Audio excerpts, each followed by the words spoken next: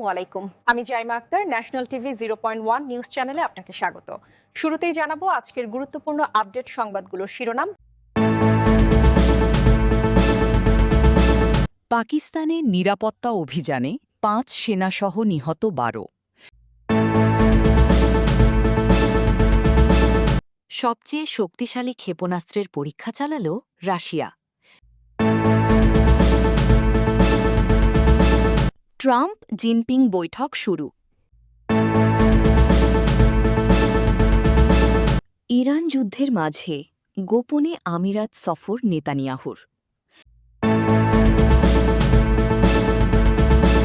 Iran যুদ্ধের মধ্যে নেতানিয়াহুর গোপন সফরের বিষয়ে যা বলল আমিরাত।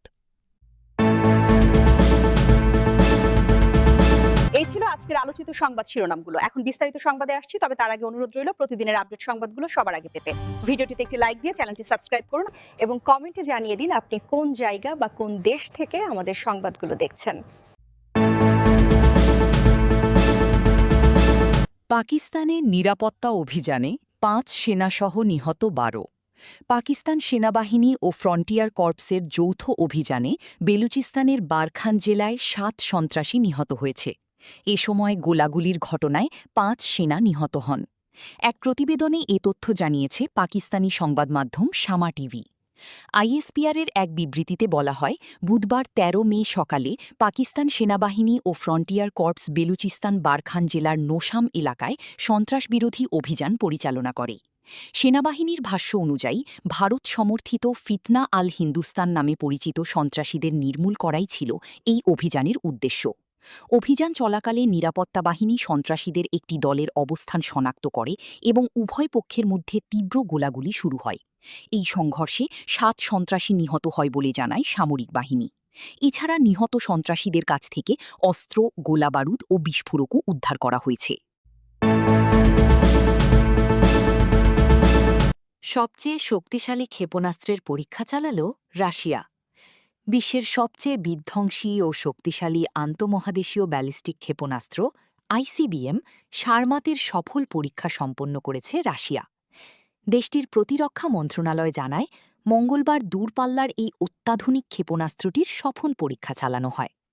পারমাণবিক অস্ত্র বহনে সক্ষম এই ক্ষেপণাস্ত্রটি প্রায় ৩৫,০০০ কিলোমিটার দূরের লক্ষ্যবস্তুতে নিখুঁতভাবে আঘাত হানতে পারে। এই সফল উৎক্ষেপণের মধ্য দিয়ে রাশিয়া তাদের সামরিক সক্ষমতার এক নতুন উচ্চতা প্রদর্শন করল, যা বর্তমান ভূ-রাজনৈতিক পরিস্থিতিতে অত্যন্ত তাৎপর্যপূর্ণ। ক্ষেপণাস্ত্রটির সফল পরীক্ষার পর রুশ প্রেসিডেন্ট ভ্লাদিমির পুতিন এক বিবৃতিতে জানান, সারমাত বর্তমানে পৃথিবীর সবচেয়ে শক্তিশালী ক্ষেপণাস্ত্র ব্যবস্থা। তিনি দাবি করেন, পশ্চিমা দেশগুলোর সামরিক বাহিনীর হাতে থাকা যে কোনো ক্ষেপণাস্ত্রের তুলনায় এটি কয়েক গুণ বেশি শক্তিশালী এবং অধিক ক্ষমতাসম্পন্ন মারণাস্ত্র বহনে সক্ষম। ট্রাম্প জিনপিং বৈঠক শুরু। চীনের প্রেসিডেন্ট শি জিনপিংয়ের সঙ্গে বৈঠকে বসেছেন মার্কিন প্রেসিডেন্ট ডোনাল্ড ট্রাম্প। বৃহস্পতিবার ১৪ মে এক প্রতিবেদনে এ তথ্য জানিয়েছে কাতার ভিত্তিক সংবাদ মাধ্যম আল জাজিরা। ধারণা করা হচ্ছে, বাণিজ্য সংঘাতের পাশাপাশি এবারের বৈঠকে সবচেয়ে বেশি গুরুত্ব পাবে মধ্যপ্রাচ্যের হরমুজ প্রণালীর জট খোলার সমীকরণ। স্থানীয় সময় বুধবার ১৩ মে বেইজিং পৌঁছান মার্কিন প্রেসিডেন্ট। এ সময় বিমানবন্দরে তাকে স্বাগত জানান চীনের ভাইস প্রেসিডেন্ট সহ দেশটির শীর্ষ কর্মকর্তারা। ২০১৭ সালের পর এটিই ট্রাম্পের প্রথম চীন সফর। আজ বৃহস্পতিবার জিনপিংয়ের সঙ্গে বৈঠকের জন্য বেইজিংয়ের গ্রেট হল অফ দ্য পিপলে পৌঁছান ট্রাম্প। এই ঐতিহাসিক ভবনটি ১৯৫৯ সালে গণপ্রজাতন্ত্রী চীন প্রতিষ্ঠার ১০ম বার্ষিকী উপলক্ষে নির্মিত হয়েছিল। তিয়ানানমেন স্কোয়ারের পশ্চিম প্রান্তে অবস্থিত এই হলটিতে চীন বিদেশি গণ্যমান্য ব্যক্তি ও গুরুত্বপূর্ণ রাষ্ট্রীয় অনুষ্ঠানের আয়োজন করে।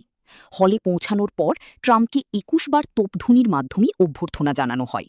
এরপর অনুষ্ঠান শুরু হয় যুক্তরাষ্ট্রের জাতীয় সঙ্গীত দ্য স্টার স্প্যাঙ্গলড ব্যানার এবং ২১ বার তোপধ্বনির মধ্য দিয়ে। ট্রাম্প স্যালিউট জানান, আর চীনের প্রেসিডেন্ট শি জিনপিং লাল ও সোনালি রঙের মঞ্চে তার পাশে দাঁড়িয়েছিলেন। এরপর চীনের জাতীয় সঙ্গীত বাজানো হয়। এ সময় রঙিন পোশাক পরা ডজনখানিক চীনা প্রাথমিক বিদ্যালয়ের শিশুরাও দুই দেশের পতাকা ও ফুল নেড়ে শুভেচ্ছা জানায়। ইরান যুদ্ধের মাঝে গোপনে আমিরাত সফর নেতানিয়াহুর। ইরান যুদ্ধের তুঙ্গে থাকার সময় গোপনে সংযুক্ত আরব আমিরাত সফর করেছিলেন ইসরায়েলের প্রধানমন্ত্রী বেনিয়ামিন নেতানিয়াহু। বুধবার রাতে ইসরায়েলের প্রধানমন্ত্রীর দপ্তর থেকে দেওয়া এক বিবৃতিতে বলা হয়, এই সফর ইসরায়েল ও ইউএই এর মধ্যে সম্পর্কে একটি ঐতিহাসিক সাফল্য এনেছে। তবে ইউএই এর পররাষ্ট্র মন্ত্রণালয় এই সফরের বিষয়টি অস্বীকার করে এই দাবিকে ভিত্তিহীন বলেছে। রয়টার্স জানিয়েছে, গত ২৬ মার্চ ওমান সীমান্তের কাছে মরুদ্যান শহর আল আইনে শেখ মোহাম্মদ বিন জাইদ আল নাহিয়ানের সঙ্গে কয়েক ঘণ্টা বৈঠক করেন নেতানিয়াহু। এর পাশাপাশি মোসাদ পরিচালক ডেভিড বার্নিয়া ইরানের বিপক্ষে সামরিক পদক্ষেপ সমন্বয় করতে অন্তত ২ বার ইউএই সফর করেছেন। মঙ্গলবার মার্কিন রাষ্ট্রদূত মাইক হাকাবি জানান, ইসরায়েল ইউএইকে আয়রন ডোম ব্যাটারি ও সামরিক বিশেষজ্ঞ পাঠিয়েছে।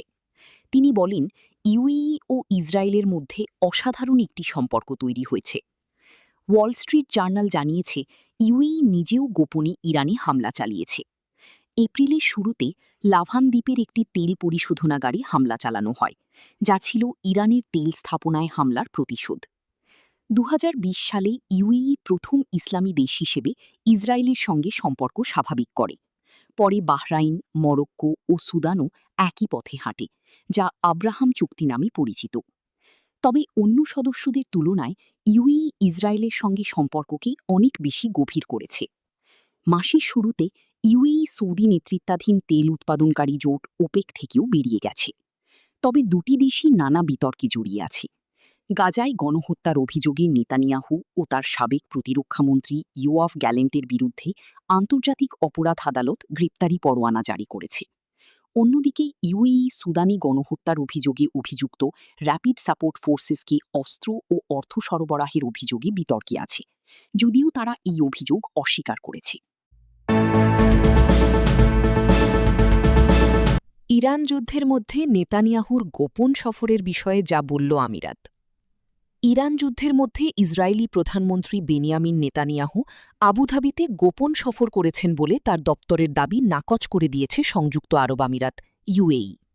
নেতানিয়াহুর কার্যালয় থেকে এক বিবৃতিতে জানানো হয়, দ্বিপক্ষীয় সম্পর্ক ও সামরিক যোগাযোগ বৃদ্ধির লক্ষ্যে লিকুদ পার্টির এই নেতা সংযুক্ত আরব আমিরাত সফর করেছেন। ইসরায়েলি প্রধানমন্ত্রীর দপ্তরের পিএমও দাবি অনুযায়ী নেতানিয়াহুর এই সফরের ফলে দুই দেশের সম্পর্কের ক্ষেত্রে ঐতিহাসিক অগ্রগতি হয়েছে। ইসরায়েলি প্রধানমন্ত্রীর কার্যালয় থেকে দেওয়া পূর্ণাঙ্গ বিবৃতিতে বলা হয়, অপারেশন রোয়ারিং লায়ন চলাকালে প্রধানমন্ত্রী বেনিয়ামিন নেতানিয়াহু গোপনে সংযুক্ত আরব আমিরাত সফর করেন এবং দেশটির প্রেসিডেন্ট শেখ মোহাম্মদ বিন জায়েদের সঙ্গে সাক্ষাৎ করেন। এই সফরের মাধ্যমে ইসরায়েল ও আমিরাতের সম্পর্কের ক্ষেত্রে এক ঐতিহাসিক মাইলফলক তৈরি হয়েছে। বুধবার রাতে ইসরায়েলি প্রধানমন্ত্রীর এই দাবিকে ভিত্তিহীন উল্লেখ করে একটি আনুষ্ঠানিক বিবৃতি দিয়েছে সংযুক্ত আরব আমিরাতের পররাষ্ট্র মন্ত্রণালয়।